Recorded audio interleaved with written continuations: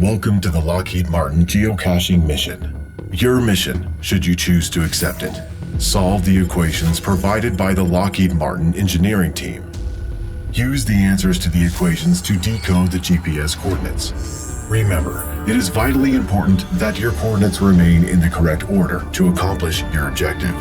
Ensure that you remain on task by providing your answers to your captain. They will verify your destination coordinates before departure. Once your captain approves you to advance, plug your coordinates into your mobile device's mapping program and begin the hunt. Each set of coordinates will take you to a location. Upon arrival, you will be required to take a photo or a selfie in front of the cache.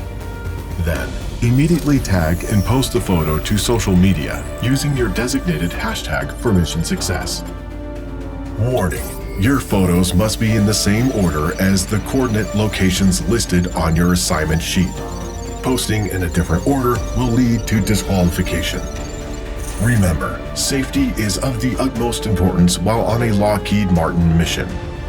Face masks covering the nose and mouth must always be worn, and at least 6 feet of distance must be maintained between yourself and your teammates. The first team to find all caches wins. Good luck, teams.